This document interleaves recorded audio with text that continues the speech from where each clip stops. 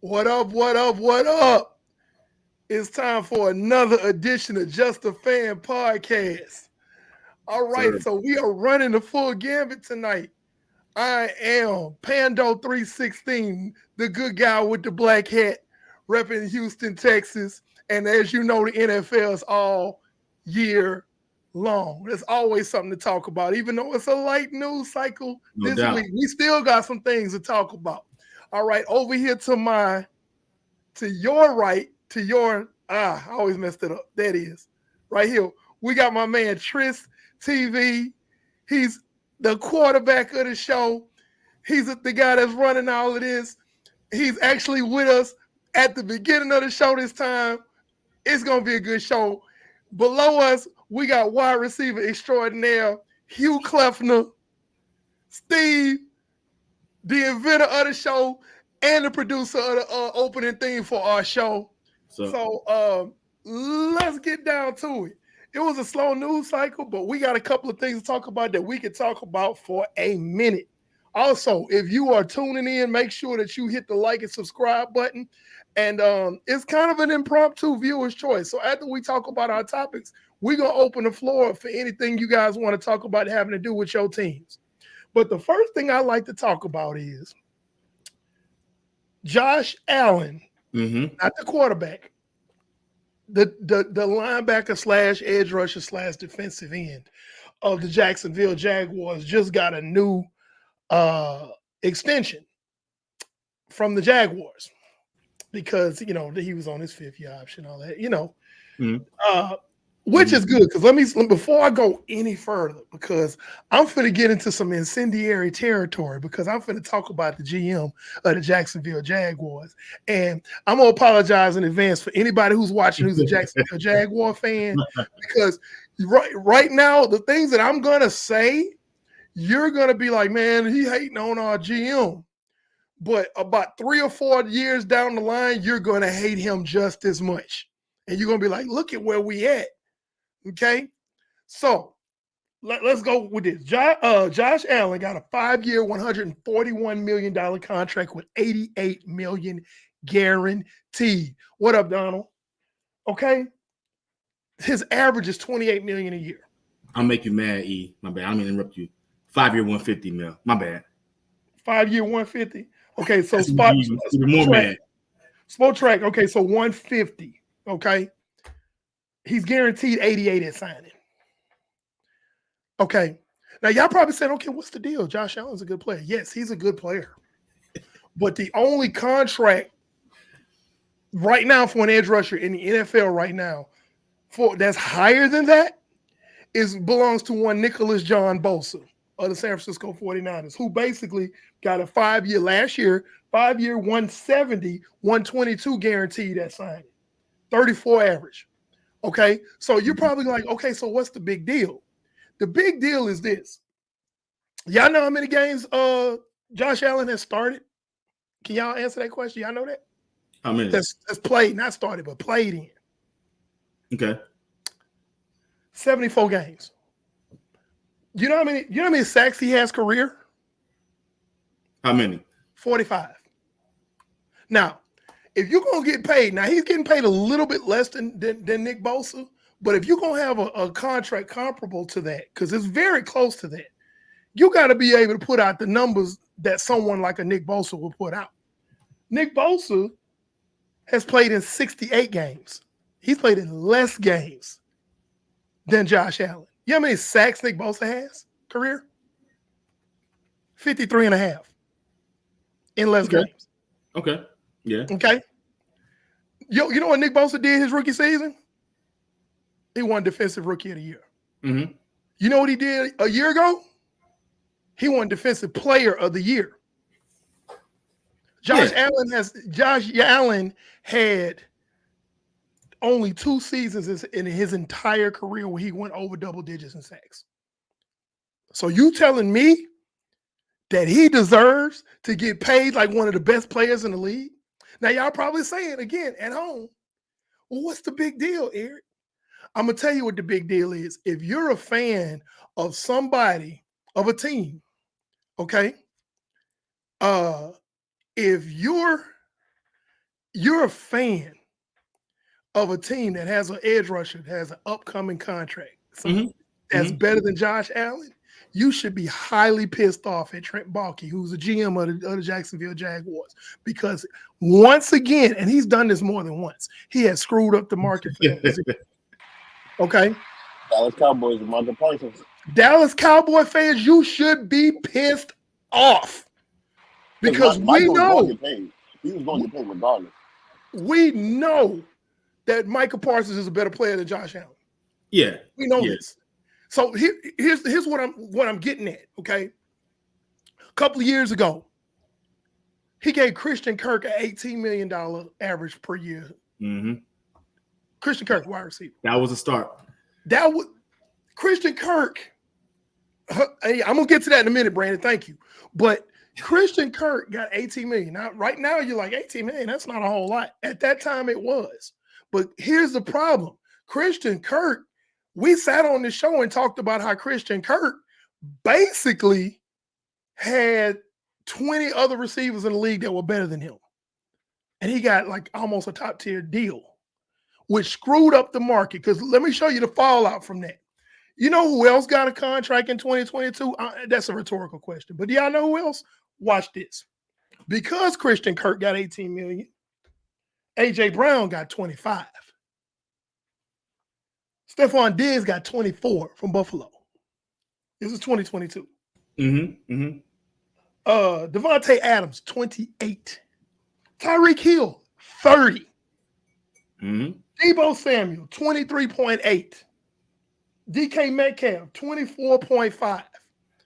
And it goes up and up and up. And guess what? Here are the things. Those teams did not have to pay those receivers that much money until Christian Kirk got that deal, because here's the thing. If I'm one of those guys, I'm walking into my GM's office. I'm like, this dude just got $18 million and he can't hold my jock strap. Yeah. So I know you about to back up the Brinks truck for me. I'm Tyreek Hill. I'm Devontae Adams. I'm Deebo Samuel, who just came off an all-pro season. I'm DK Metcalf, who I really don't like him that much, but he's better than Christian Kirk. You know, Stephon Diggs, A.J. Brown. These are ballers. Yeah. But Trent Baalke has. I'm going to stop for a second. But Trent Baalke has the propensity, the predisposition to overpay mid-tier players and screw up the market for other teams who are coming along who have better players that they have to pay. Go ahead. Yeah. You know, he didn't have to do that. I mean, he keeps resetting the market when he doesn't have to do that. I understand Josh Allen's value to his team is greater than, say, Bosa's value, because Jackson doesn't have a great roster. It looked like they were going to get there pretty soon, but they don't. So they're paying him. We know how valuable he is to his team, but that's too much money for him to be paid, man. You don't got to reset the market every time you have a extension, Trent Baalke. That's what he did yet again, and that's all I got on him, man. That's all I got. It just, I mean, he's infamous for doing this. I'm going to go to a lesser extent. Eric Armstead. Eric Armstead was released by the San Francisco 49ers because he wanted like $17 million. This is the same guy who's 32 years old, the start of this season coming, has plantar fasciitis and a torn meniscus. He's missed 13 games in the last 2 seasons. They gave him $14 million. I forgot what the guarantee was. It was something ridiculous. 28 million guaranteed. And I'm like, okay, defensive tackles are looking at this that are going to be coming up with their deal soon. Mm-hmm. And they're going to be like, hey, man, they just gave Eric Armstead all this money. And again, let me be clear. I want to be very clear. I'm all for the players getting their bag. Okay. If you can fandangle a team to get as much money, get as much money as you can. Do your thing. Like Marshawn Lynch will say, protect your chicken. Get your money. But Trent Baalke is the best way I can put this. Trent Baalke to other GMs. Scenario. You and the fellas, y'all going out. Y'all, it's fellas night. Y'all going to the club. Y'all going to a bar. I know where you're going with this. Yeah. Okay. So you going out, you going to a bar, you with your bros, everybody's dressed to the nines and everything, and y'all having a good time. You meet a group of girls, they all together. And there's a girl for every guy. Okay. And things looking good because everybody look like they finna get numbers or whatever like that and hook up or whatever like that. And then there's that one dude in your crew that mess up the whole vibe and the girls don't want to talk to you no more. You or your boys. That one dude. That's Trent Baalke. That one dude you don't even know. Your man brought him along. Yeah. Like, who is this? What are you doing? You know, he's that was a good analogy. He's messing it up for the teams that actually are going to compete, that are building something. Exactly. You know, that are trying to, you know, be relevant for years to come, man. He really is messing it up for them. Yeah. He's messing it up. But here's the thing is, his issue is going to happen for him really soon because they're going to who else is in the division with Jacksonville, guys? Not Houston, is it? Oh, yeah. So you didn't spend all this money and you still are going to lose the division to the Houston Texans. Mm-hmm. And eventually the owner's going to get tired. And Trent Baalke is going to be out on the street again, just like he was when he was the GM in San Francisco. Because he was the guy that basically convinced Jed York to part ways with Jim Harbaugh. We all know how that. We all know whose fault it was. It wasn't Jim Harbaugh's fault. The Niners fell apart. It was Trent Baalke. So that's the thing. So it's like it's not gonna happen right away. So like I said, if you're a Jacksonville Jaguars fan, you're probably ecstatic. You're like, yeah, we got these guys. You know, we didn't re-sign Josh Allen, who I still think is a good player, but doesn't deserve this deal. You know, and you sign him to this huge deal like he's, again, a Micah Parsons, a Hassan Reddick. You know, these guys that's out here doing it. You know, pretty soon Aiden Hutchinson's deal is going to come up in a couple of years. They're going to look back at this Josh Allen deal and be like, hey, man, I'm better than him. The stats prove it. Mm-hmm. You know, we always talk about facts over feelings. It's like, yeah, listen, well, Brian Burns probably saying that right now. But Brian, like, boy, that's another. Thank you, Tristan, because I forgot about Brian Burns. These are all better players, okay, and they've proven it statistically that they're better. And I can tell you right now, Micah Parsons, y'all know how big his ego is. He gonna ask for a bigger contract than Nick Bosa. I mean, when you look at Josh Allen for where he was drafted and what he's done, he's relatively a bust as of right now because of where he got drafted. Yeah, he got his money, but he didn't get that kind of money. He didn't get Josh Allen money. I don't think his money was that big. No. You said Josh Allen? No, Burns. No, Brian Burns. I don't think Brian Burns got that big of a contract. With okay, yeah, Josh Allen, okay. But I'm saying Josh Allen is relatively a bust based on where he was drafted. Wasn't he like a top 5, top 6 pick? 7? Yeah, number 7. Yeah. So I mean, for the production he's put out there, like he's a steady bubble starter at best, but more than that. Mm-hmm. But he did kill it last year though. That's the thing. Beware. He clicked at the right time, but even still, beware of the contract here. Right. Always the money that he got. That's to save Danielle Hunter. That's to save Danielle Hunter this year. He had a contract and he balled out. Mm-hmm. Right. But look at the contract that Danielle Hunter got with the Texans. Like, you still gotta measure it off of consistency. My thing is, how consistent are you? Don't tell me that you had a contract year and you just exploded. What is the consistency of your career? Right. And that's where Trent Baalke messed up. So now you paid for what he did last season. You don't know if he's going to do that this season.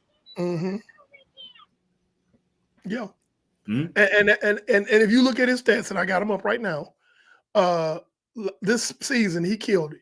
17-5 sacks. Okay. 17 tackles for losses. That's good numbers. But here's the thing. The year before that, only 7 sacks. The year before that, 7.5. The year before that, 2.5. Okay. Right. His rookie season, he got 10.5. So it's kind of like he had this great rookie year. You can't blame him on injury. He's been playing all these games. Yeah. And then comes back and has mundane. He sandwiched it between mundane seasons. He had a great rookie season. He had a great season last year. Then between all of that, the meat of the sandwich is mediocrity. And here you go. You got Trent Baalke paying him like he's just been killing it every year. And Baalke, he paid him because he's hoping that last year was the switch, was the click. Like, okay, now he's gonna round out to be this franchise pass rusher. That's what he's hoping for. I ain't saying it's gonna happen, but that's what he's hoping was that last season was like this was the turning point. Now he's gonna be this game record. I'm gonna tell you like this. Yeah. This is a famous saying that my dad used to say, God rest his soul. My dad used to say, hope in one hand and crap in the other and see which one fills up first, fastest.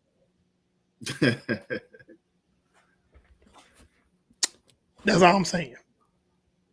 So, if he plays out of his mind and earns that money, I will come on the show and I'll be like, hey, man, I was wrong. Josh Allen balling out now that he got this money. But let's be real, gentlemen. How many guys do you know once they get that bag like that actually play up to that? How many of them do you know versus how many do you know they get the bag and then slack off? For the most part, especially defenders, man. Yeah. You know what I'm saying? That's the thing. And I say he's overpaid. Did he deserve an extension? Absolutely. Absolutely. Did he deserve that much? No, sir. No, sir. Not in my opinion, no.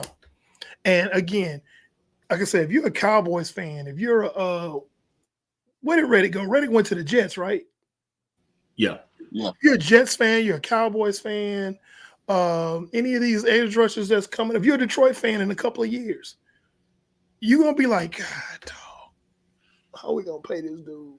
Because Baalke had messed up the market. And it first came to my attention, like I said, a couple of years ago in 2022, because everybody knows I'm a Niners fan. I'm a huge Deebo Samuel fan. And Deebo Samuel would not have held out if it hadn't been for that Christian Kirk contract. He wouldn't have got paid what he got paid if it had been. Deebo probably would have made 18, 20, something like that, maybe around there, if it hadn't been for that Christian Kirk contract. Mm-hmm. And I'm just like, I love Deebo Samuel. He's one of my favorite players, but the Niners overpaid him. They overpaid him. Year? Did Hollywood get a contract that year with the Cardinals? No, I don't believe so. No. Okay. That was 2022. But yeah, it was just like, dude, like a lot of these guys got overpaid. And like I said, I try to look at things from a duality standpoint from the side of the players. Get your bag. But at the same time, I look at it from the standpoint as a business person. It's like we have to pay that because that's the market. But we shouldn't have to pay that. I know that's what these GMs are thinking. When they sign these guys to these big deals, it's like, God, dog, we could have signed him for $4 or $5 million less. But this jerk over here, because when you come to the table with something like that, hey man, look, here go my stats. This is your boy stats from over here in Jacksonville, and this is what he making. Here's his stats next to mine.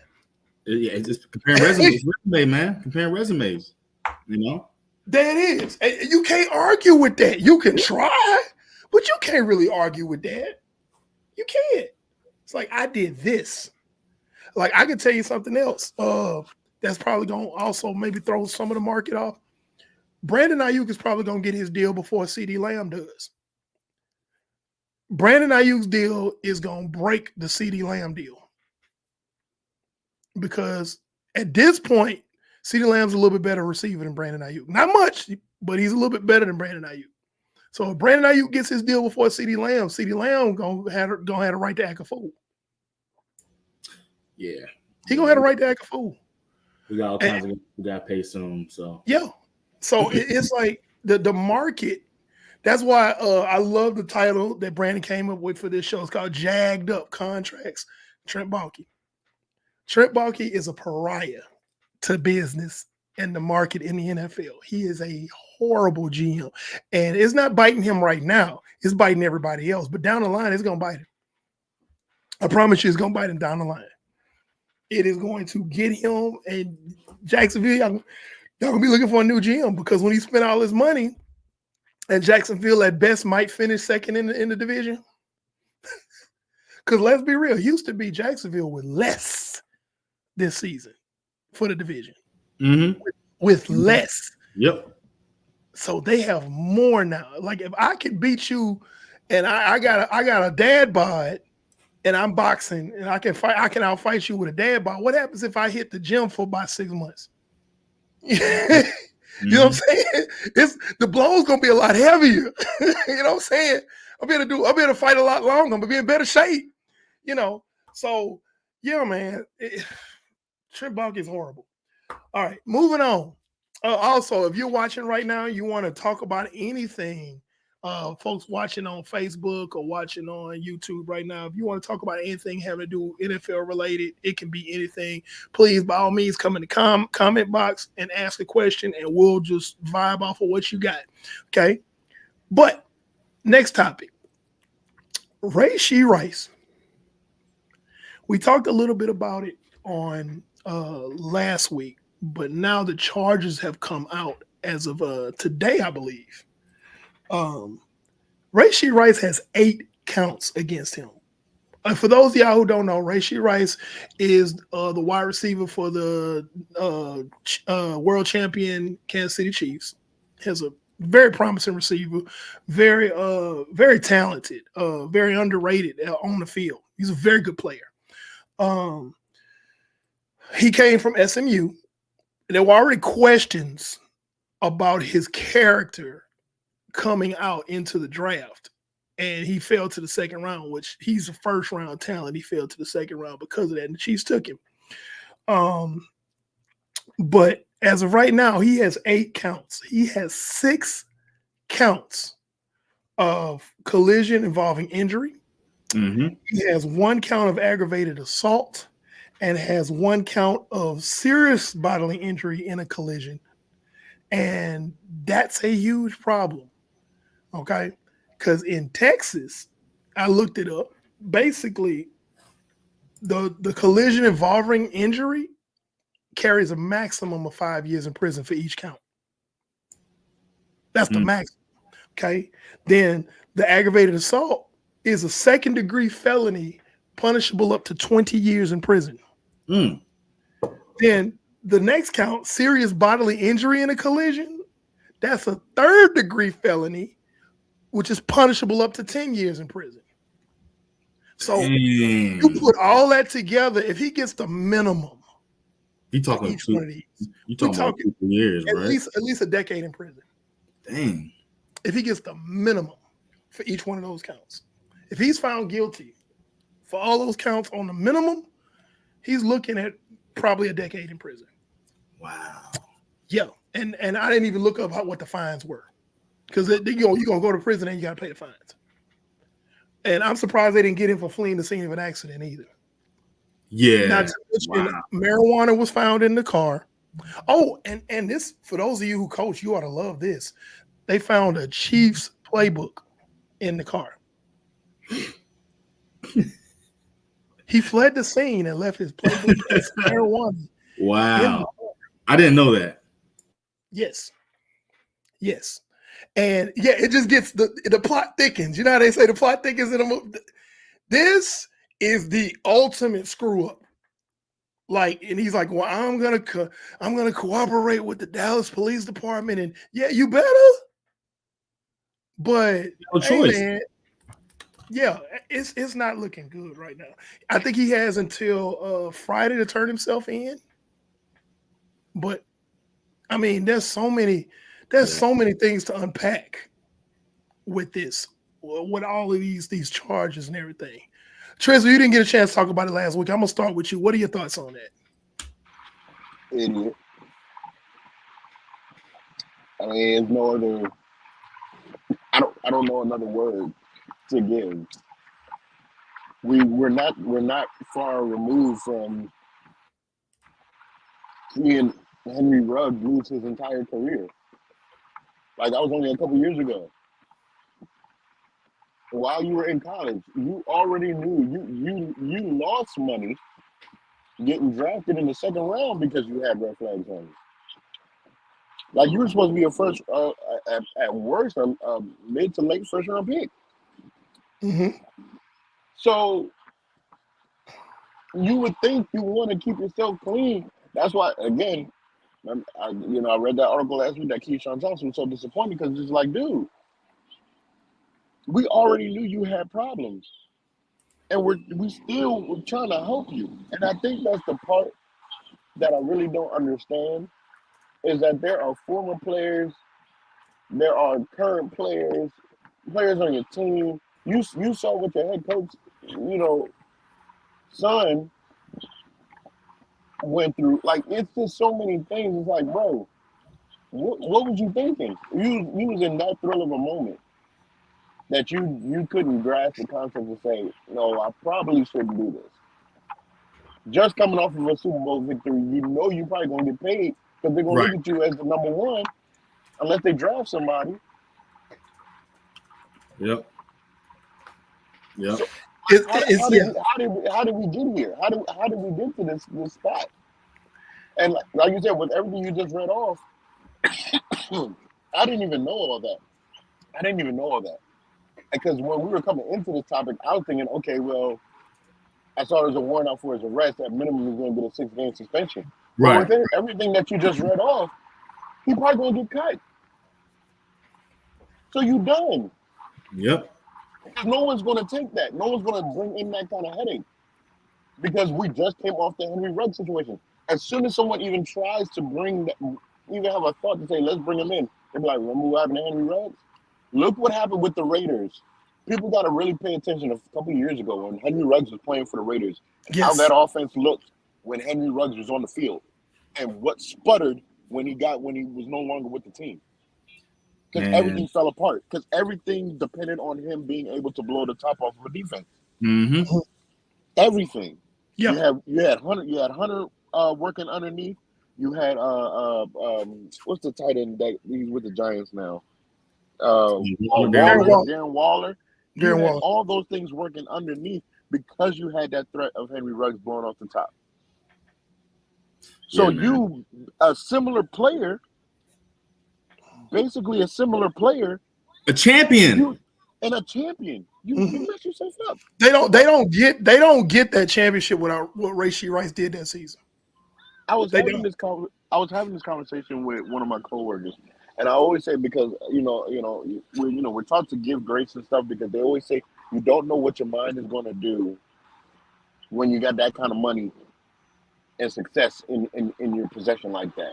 But I always believe that money doesn't change people. I feel like it reveals who they really are. Mhm. Amplifies. Yes. That's how I Amplifies. always think about money with that. Because in my Yes. mind, I Fame. know the responsibilities that I'm going to have if I came into generational wealth. I Mm-hmm. know the responsibility to my family. You know what I'm Mm-hmm. saying? I understand it. So I'm not going to put myself in a position to compromise that Mm-hmm. because there's so many people that's going to count on me to bring this for them. Yep. But again, like you said, it amplifies your character. So if you're someone that had the red flags, and it's not saying every person that had a red flag, because we've seen people that came with red flags and they ended up being all right. But we've also seen people that came in with red flags that just really showed who they were once they got that kind of money and fame. And Yeah. this is just another it's a sad case. And there's really no excuse. I mean, you have the kind of people that so you should listen to and want to steal from. Like you got drafted into a champion and became a champion yourself. Mm-hmm. You got Andy Reid, Patrick Mahomes, Travis Kelsey, all these guys that you should be listening to keep you out of trouble. Mm-hmm. And you in Kansas City, you went back home to Texas to go have a good time. You should stay in Kansas City. Work out with Patrick Mahomes, get better, work on your craft. Because you're probably going to be, well, you were probably going to be. He's trying to get better. He had his playbook, man. So he was trying to get better. You know what I'm saying? And off-season reading. I'd be shocked if he ain't cut by the end of the week, to be honest with you. And here's the thing. Oh, go ahead, Steve. Go ahead. Last week, Andy Reid's gonna have to respond, given what happened to his son. He's gonna be forced to respond in a disciplinary way. I mean, it's gonna happen, I believe. Go ahead, E. But one is going to depend on what the league is doing. The league is going to do about this. Because I think Keenan Scholl says, "Sheesh, do you think he even plays a game this season?" And I think the NFL is gonna, how the NFL acts regardless of if there's if anybody is convicted. Some guys aren't even convicted in the NFL, throw a hefty suspension at you. Yeah. So I know the NFL is gonna probably be looking at 6 to 8 games. They're gonna have to, man. And if there's a conviction, then they're gonna pile on top of that. Because if they don't, they're gonna get on Andy. They're gonna get on Andy and Kansas City. If the NFL doesn't retaliate in a major way, then they're gonna lose dollars, and it's gonna look like they support reckless driving and reckless behavior. Exactly. And the NFL, they're not in the business of losing money. Exactly. Because cash rules everything around me. Cream, get the money, dollar bill, y'all. That's the NFL. You are not bigger than the shield. Tell me that. Yeah. Because now watch this. Kansas City, well, not Kansas City, but Andy Reid is famous for taking wide receivers that don't have big names or are really young and turning them into threats. So the probability of him being cut is high. Because he's like, hey, man, I don't have to deal with you because you know what? This is a wide receiver rich draft. Yep. Yes. We can go get us a couple of receivers. And Rasheed Rice wasn't unguardable. Right. Exactly. And they were already planning on grabbing some receivers anyway because Kadarius Toney was a dumpster fire. So they were already going to draft a receiver. It's like, hey, let's draft one more. Yeah, he's not a guy that, he's not selling tickets like, oh, we got to see the Chiefs. We got to see Rasheed Rice. He's not that kind of guy. I'm not saying it'll be right. He ain't Tyreek. He's a very good player, but he's not Tyreek Hill. No. Yeah. No. So Andy Reid has done a whole lot throughout his career as a coach with no-name wide receivers or just mediocre wide receivers. So with this being an extremely rich wide receiver class, he can go get some guys we probably never even heard of. What was it, Tyreek Hill, a 5th rounder? You didn't hear about Tyreek Hill? He went to South Alabama, man. It was a 5th rounder, wasn't he? I believe. 6th. Yeah. 5th or 6th. And look, he didn't have a big name. $30 million receiver now. Household name. Yeah. Household name because of Andy Reid. So that's what makes Rasheed Rice that much more expendable because of the team he plays for. It's like, okay, you done messed up. Bye. That's it. It's like, we're going to go get somebody else and we're going to keep it rolling. Chiefs Nation. But and the thing about it is, and I want to go back to this, is we talk about the rookie symposium. They could bring pro after pro up there, guys who have started off their careers rough and turned their lives around, and it's like, hey man, don't do this, don't do that. I did that, you shouldn't have to do that. Right. And you can sit up there and pontificate on that stage all day, but it just ain't reaching some of these fellas. Exactly, man. It's just not. It's not. I'm in education. I can tell you right now, there are some kids, I'll say some stuff to, and I'll say something once, and they be like, man, I ain't gonna do that. Then there's some kids I'm repeating over and over again, and they just can't get right. It's generational.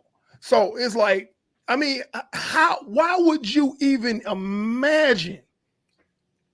Why would you do that in Texas, drag racing after what happened with Henry Ruggs? I get it, he was intoxicated, but reckless driving right after Henry Ruggs. Come on, man. This is like a couple of years removed from Henry Ruggs. He's been in prison for 2 years now. It happened, 3 years ago, if I'm not mistaken. But yep. It's like you can't. It's like you can lead a horse to water, but you can't make him drink. You can sit up and say, "Hey, man, don't do this. Look what happened. Yep. Hey, look at this. Look what happened. Oh, I'm gonna do it anyway." Because when you're young, you got that feeling of invincibility. You feel like you're invincible. You just won a Super Bowl. You got people fawning all over you in your hometown. You know, everybody from your hood is like, "Oh man, that's the man." Da, da, da, da.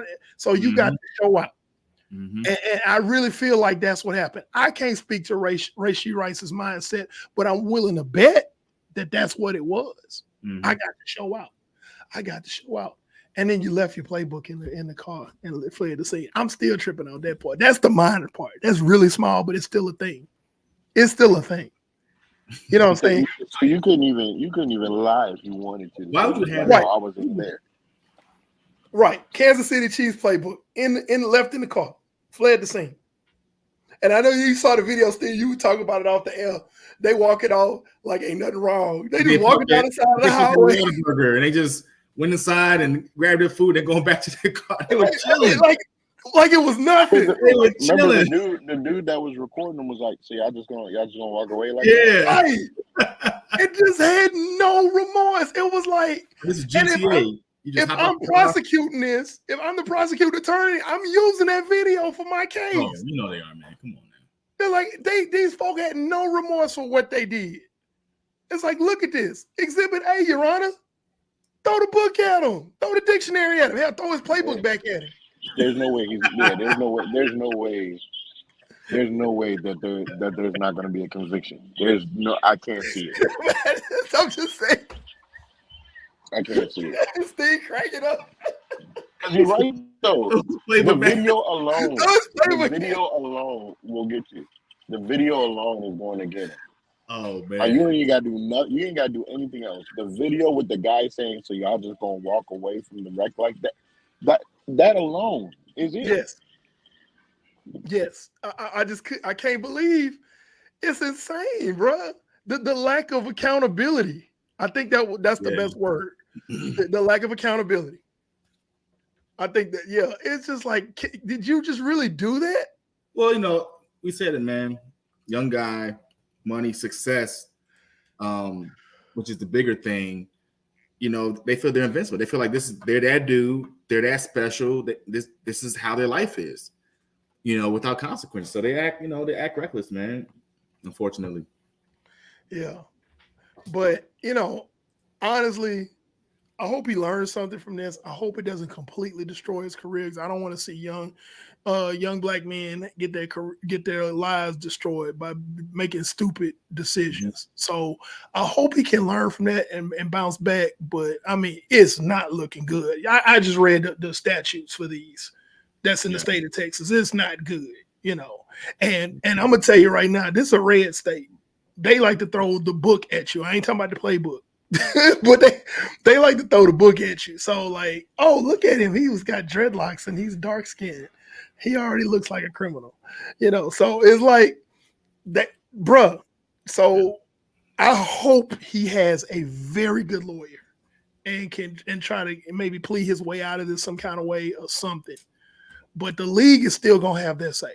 Y'all know, because guys have not been convicted. They've been charged and not convicted and still got the hammer thrown at them by the league. Yep. Because you made the image of the league look bad. But I didn't get convicted. It don't matter. It was on the news and you was in it, and it was negative. Because these sponsors, these corporations are gonna say, "Hey, NFL, your receivers, man, what's up with them? They out here, causing wrecks and hurting people, man. Come on now." Yep. So they gotta respond. The league has to respond. Because if I'm one of the people that was in that 6-car pile up, I'm gonna basically be called Jim Adler, the Texas Hammer. If you're from Texas, you know what I'm talking about. Absolutely. It's a trial lawyer that handles accidents, and he's one of the best in the state. He's a beast. Because that's not like we talk about the criminal stuff, but the civil side of it still gonna get him. He's still gonna get hit on the civil side. So yeah. So we're gonna go ahead and we're gonna open up the comment box. Comment box has been It's been busy. What we got next, man? yeah. So okay. So Kyle Duggar, strong safety for the Patriots, got a $4 million deal with a max of $66 million. It's 32.5 guaranteed. It's a 4-year deal. I think it's a fair deal because Kyle Duggar is one of the more underrated players in this league. He obviously wanted to stay in New England, or he just didn't have that many suitors, which I find odd because I think he's a good player. But I wouldn't want to stay in New England. What do you guys think? I think it's a good deal. I think New England's known not to overpay anybody. I think it's a good deal for him. I think he may want to stay, maybe to see what the new regime looks like. You know, there could be some hope there, but it was a good deal. He's a really good player, and you know, I think they got a steal for him. You know, yeah. T. Yeah, I think it was a good deal. Yeah, I understand the process that franchise is in right now. It's a whole new regime. It's a lot of change. A lot of growing pains they're gonna have to do because look what they're coming from. Right? I mean, you got to give that team some grace. I can't even critique it but so hard next season because look at what they're coming from and what they're embarking on now. It's like hitting the reset button basically. Yeah, it's a complete rebuild. It's a complete rebuild in New England. As a matter of fact, I said it before on previous shows that I think the only competition in the East right now, right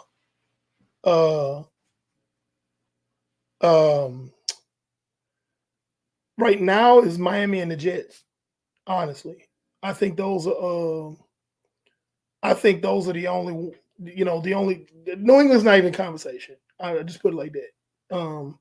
So they got to, unless something miraculous happened, because stranger things have happened. But that's what kind of shocked me is that they took that transition tag off of him by giving him that deal. And I just knew, I guess, I don't know, maybe some teams just thought it was too rich to bring him in. Maybe. I don't know. Probably. But yeah. So I guess that's why he wound up back in New England. I really like to know his mindset. It was like, did he want to go back to New England or did he want to get out of there and just there was no takers, that type of deal. So I'm not sure. But yeah, Kyle Duggar. Let's go to the next one.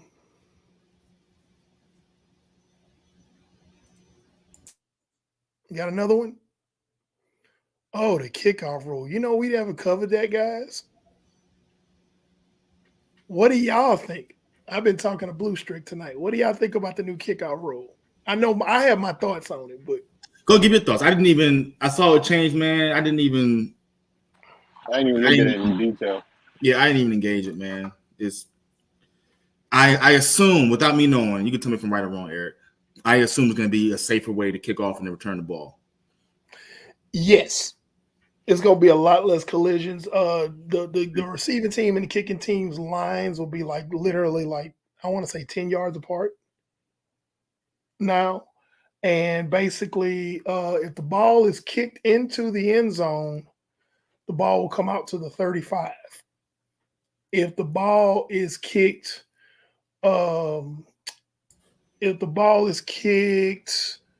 basically between I want to make sure I'm saying this right, between the 35 and the end line, the player must field the kick and return it. There's no fair catching. Okay. So what this does, because basically it in essence turns the kickoff into a running play, basically. Because now special teams coaches are going to have to think about how they're going to set up their returns a little bit different. The the receiving team's front line, their blockers, they can't advance until he has caught the ball. Also, onside kicks must be announced now. There are no more surprise onside kicks. So you think about that Sean Payton. Think about that Sean Payton surprise side kick in the Super Bowl a few years back. That's no longer legal. You have to announce that you're going to do an onside kick. Yeah. There's too many rule changes, man. Now, one thing I do like about the new rule change, because it's more of a running play and not really a bunch of collisions anymore, is that changes the need for a kick returner for teams. So basically, I'm gonna use my team for example. You might see Deebo Samuel, Christian McCaffrey back there. Can you paint what this would look like? Like no one can move until the returner catches the ball, right? And then everyone can. And then everybody can move. So the blockers can proceed forward, and the coverage can come forward, like that. Okay. And basically, the coverage can come forward once it's kicked, but the blockers have to hold their ground and block and then move forward. And if it's between the 30-yard line and the end zone, then they have to return it. If it's in the end zone, must return it goes to the 35 automatically. Yeah. It comes all the way out to the 35 if it goes in the end zone. Because basically there was it was a statistic by NFL, not NFL, but I think Next Gen Stats, only 22% of kicks this past season were returned in the NFL. But at the same time, they're like, well, we want to bring back the kick return, but we want to make it safer. Mm-hmm. So if you want an example, ladies and gentlemen, about the kickoff, watch the UFL. They have adopted, so the XFL merged with the USFL and they're the UFL now. Go watch a UFL game. How they kick off is what the NFL has adopted. Man, these are going to be some high-scoring games. Yes. If there are touchbacks, if there are 2 first downs, and you're in field goal territory. Your field goal range. Because now you got kickers that are booting 50-plus yard field goals and they sleep, except for the San Fran's kicker. But I'm not going to that. But yeah. And then the returns is like you say, a big run play. So now you have offensive coordinators working with special teams coaches and designing specific type of run plays, and you're setting up specific blocking schemes that can spring guys open. That's why I said you might see a guy who doesn't normally return kicks now. Yeah. Now, punting has not changed. The punt is going to be just like it is. So you're still going to need a punt returner. But you may see some skill players who don't normally returning kicks. So it's going to be interesting. Yeah. All right, what else we got?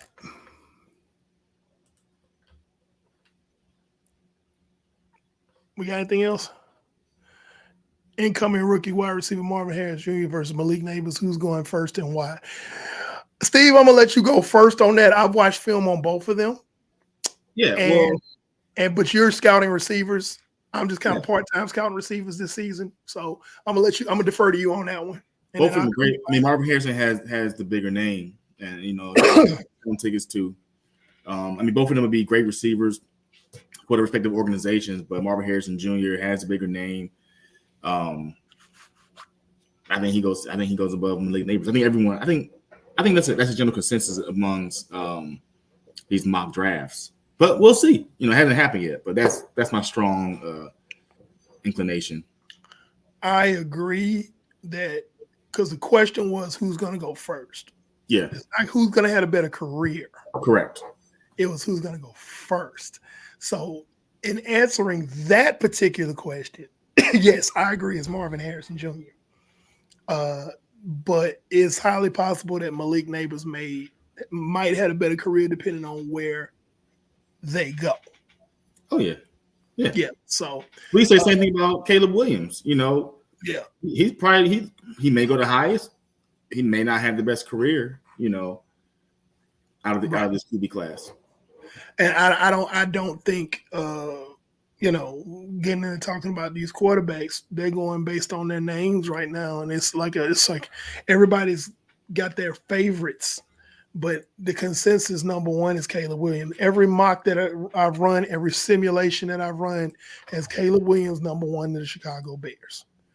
But that doesn't necessarily mean he's gonna light it up, because they're number one for a reason.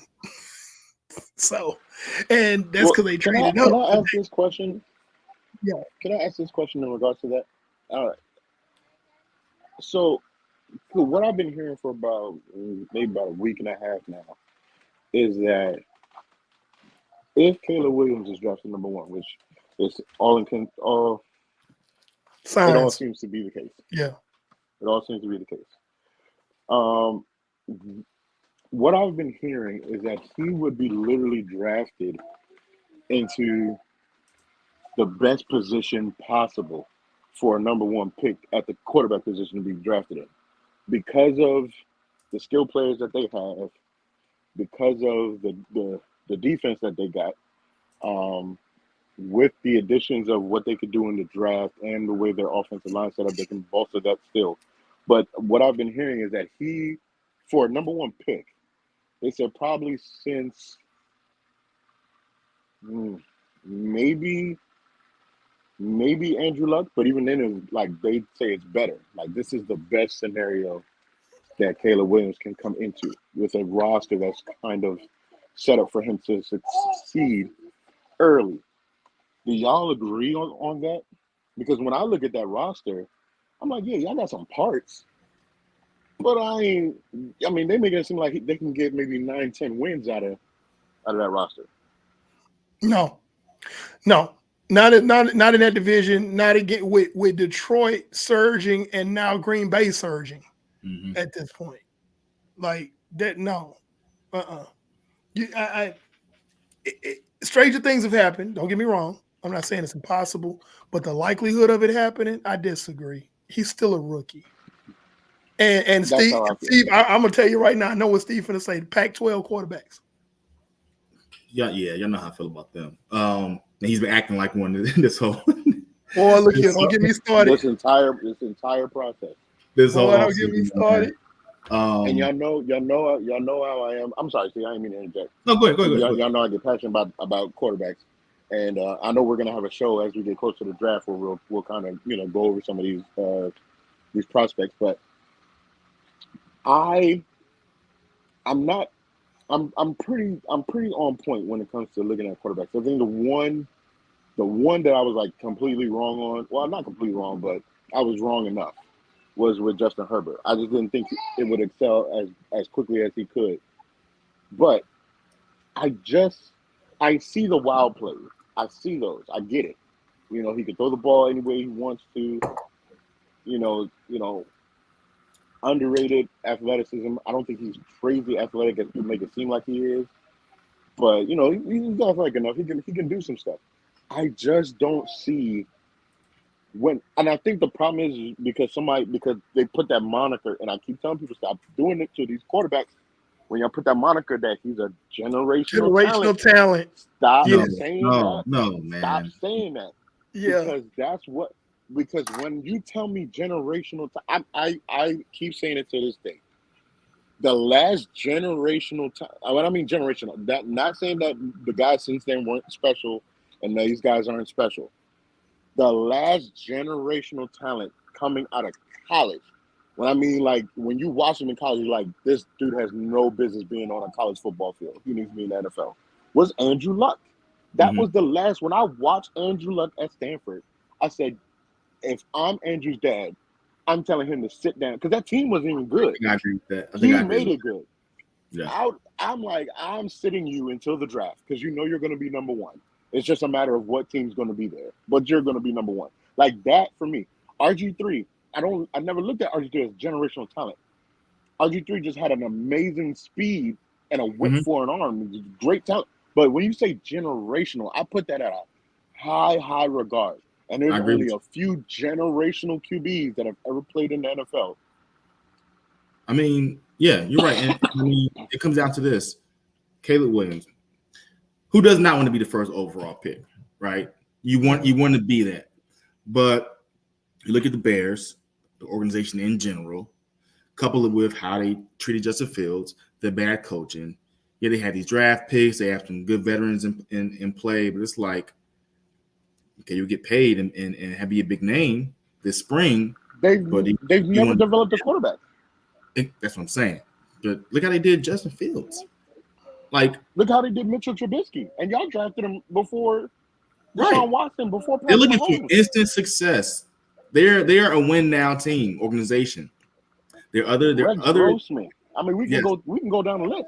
exactly. There are other organizations out here that listen. You'll get the money, man, if you get with the right organization and have the right attitude. His attitude, man, coupled with how the Bears act, it's gonna be a terrible marriage. That part it's right gonna be He acts horrible. like he is God's gift. It's gonna be again going back horrible. It's gonna be bad. And the Bears can't even see the guy who doesn't act that way right. Is it fair to use the term? Is it fair? Is it fair to use the term diva? He's talking about his nails. Yes, he's a little bit. He has diva tendencies. I'm not going to say he's all the way diva, but I think he's all the way diva, man. And then the way how the Bears treat players who aren't divas, and then this will be the first diva, man. This will be the first diva. I don't see what people see when they say generation. Like, look, I wish people could go back and look at Andrew Luck's Stanford roster. It had no business being as successful as what he literally carried the team on his back. It was like, I got it. Went to the Colts.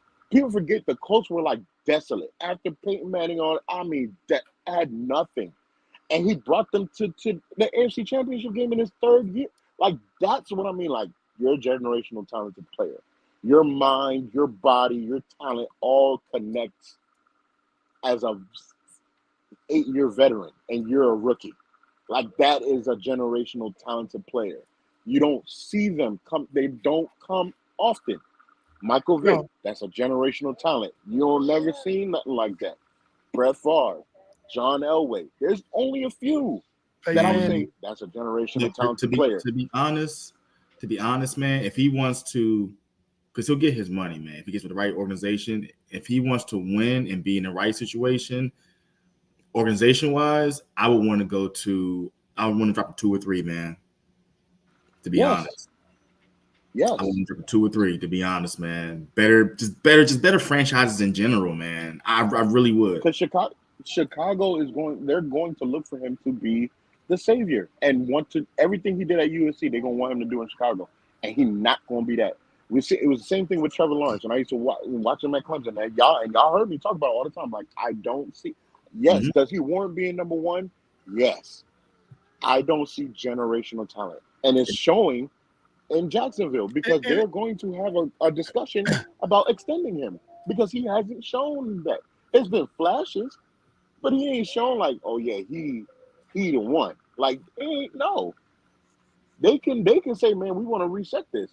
And to be fair, we're not saying that he's not a good player. I'm talking about Caleb Williams, but that's going too far. It's kind of like what the whole Caitlin Clark thing by calling her the GOAT. This is not football, but it's like, okay, she's a great player, but let's back up off of that. So that's a strong title to put on somebody, generational talent in this NFL. That's way overblown. I don't know about that analogy, but I'm not surprised. Anyway, I'm gonna take it here, E. I'm gonna take it here. That's like Silicon Valley, right? Okay, you the new tech company, you get the series funding and value here. Next round comes around, your value here, it's a death sentence, man. Mm-hmm. People can be like, oh man, you're not even that. People lose faith in you. He could follow right in Justin Fields' footsteps, man. Or worse. Yeah, and what's really the bad part is going to piggyback on what Tristan was saying about Caleb Williams is that his mentality, he does not have a very humble mentality.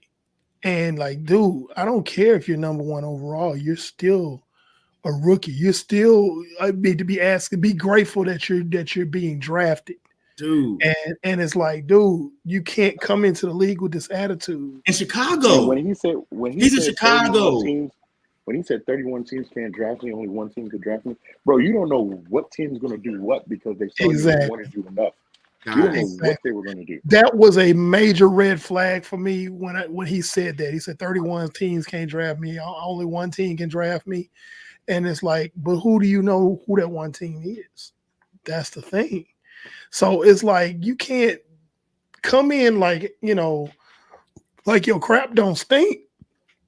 I don't care Dude. what you did. Like what you did in NCAA, that was nice, but this is the NFL. Dude. How many guys who were fantastic in college and what just wound up being absolute trash in the league? Listen, man. Chicago sports media is going to eat him up alone. Chicago sports fans? They brutal. They brutal. Good luck, kid. Good luck, man. They're killers, man. I want to if we're done talking about Caleb, I do want to answer this question because this guy is, for me, other than Michael Penix, is the most intriguing QB prospect to me in this draft. Okay. So shout outs to Donald. He asked this question. I don't think his stock dropped. Joe Milton. Joe Milton is the quarterback, basically that unit from Tennessee. Yes. Plays the quarterback position. I don't think his stock dropped. If anything, I think it rose.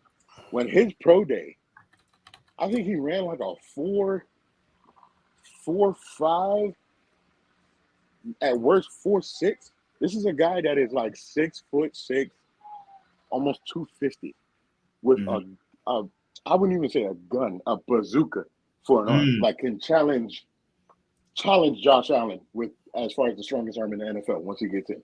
Really? Like, yes. Okay. The problem. Yeah, no, he is. Yeah.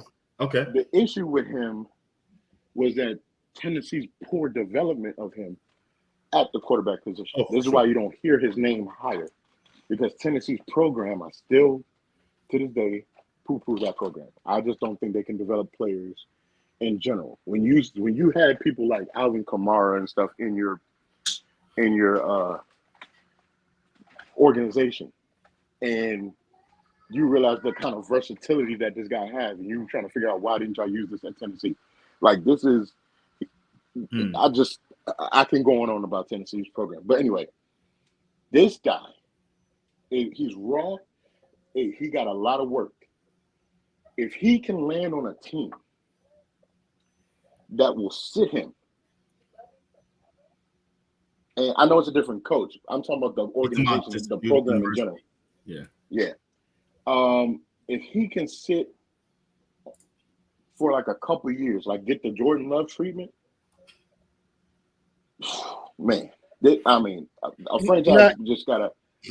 I was trying to think like what franchise, like who got a QB that might be heading out the door. Oh, listen. I was thinking like New Orleans Saints, maybe just somewhere he could just sit down. I'm gonna add to that. T. You make a good point. But what if he falls to the Chargers at 5 and Harbaugh, his old coach? Because remember, he's transferred from Michigan. From Michigan. Mm-hmm. What if Harbaugh gets him back there? Hey, yeah. Harbaugh had Alex Smith and then went and drafted Colin Kaepernick in the second round. Hey man, that would be something right there. So it's not out of the realm of possibility how Jim Harbaugh thinks. So you're not wrong about that at all. I've been running several mock drafts, simulators, and he's still falling to like third, fourth round as of right now. Because he's really raw. He's really he's not He's someone that can come in and he's not someone that can come in and start for your organization. He's not even someone that can come in and compete with your current starter for the starting job. It's not that. You're saying if I can get this guy in here and slowly bring literally the Jordan Love treatment, let him sit for 3-4 years, I'm going to I'm going to bring fire and brimstone to this league with this guy because the tools, the tools are amazing. Physical ability, amazing, but he's got to learn how to play the position. He Everything he did at Tennessee was solely off of God-given ability. That's all. When you watch his progression, how he progressed through his reads and all, it's literally God-given ability. He was arguably the best athlete, if not one of the best athletes on the field. That's it. Mm-hmm. So he has to sit. Well, ladies and gentlemen, that's right about our time. You just got a preview of us talking draft stuff. We hadn't even gotten into that yet. But the Mike Penix too. His draft stock went up. I just want to put that out there. We're gonna, because you can see we get excited when we start talking about the draft. We can go on a tangent about it. Because we love the draft. We absolutely don't, man, quit playing with me, man. Quit playing with me. All right. So anyway, but we're gonna be covering the draft leading up to the draft, and then of course after the draft. We're gonna have actually on the first round of the draft Thursday night, April 25th. We're gonna cut a promo about it later, but we're gonna do a live watch party for the draft. So on that particular week, we won't be on Wednesday. We'll be on Thursday for the first round of the NFL draft, and we'll be doing a live watch party here on YouTube and Facebook for the draft. And you'll watch all our reactions to the picks, and we'll be talking about it as the draft goes on. We're going to do that for the first round. So that's April 25th, and we're going to go live as soon as the draft starts. Okay, so watch our Facebook page, pay attention on TikTok, our Instagram. We're going to be promoting it and talking about it. And, man, quit playing with me, man. And you spell Balky wrong, too. It's ASSHOLE.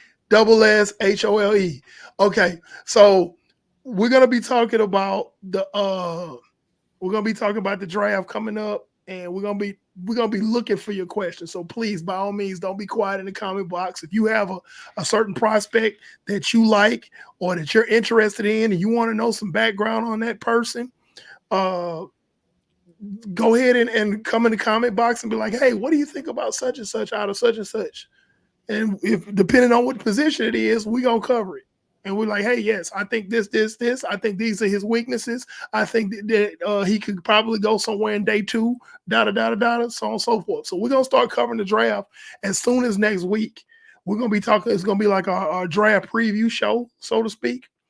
And it's going to be kind of like a impromptu viewer's choice, because we're going to be talking about certain players. And then we're going to go to your comment box and ask you about who you want us to talk about. We're going to be talking about some of the guys that we like, but the box will be open. The box is always open. The comment box is always open on our show, because we love to interact with you, because we're just fans and you're just fans, and we love to talk about football.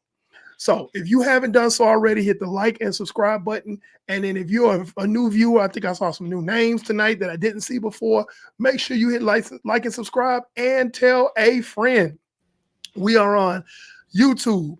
We are on Spotify, Apple Podcasts, Facebook Live, X Live. Help me out, fellas. We on so many platforms. I mean, pretty much every platform you could think of, we're on there. We're pretty much on everywhere. We prefer you to come on the YouTube platform, because that's where we want to get the most subscribers. Yeah. So please, by all means, subscribe and hit that like button. It helps the algorithm. Share the page with other people, because we're trying to build a brand up. Because maybe one day you might see us on Fox Sports. You might see us on ESPN. You never know. So thank you, and man, quit playing with me. Spell it right at least. Dang. BAALKE. Thank you.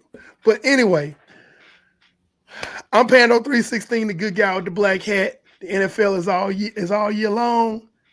Fellas. Steve White. Hugh Kleffner. 1/3 of the show. And then we got Tris TV over here, the quarterback of the show. Y'all be easy. Thank y'all so much for tuning in. And that's another episode of Just a Fan Podcast. Peace. It's Peace.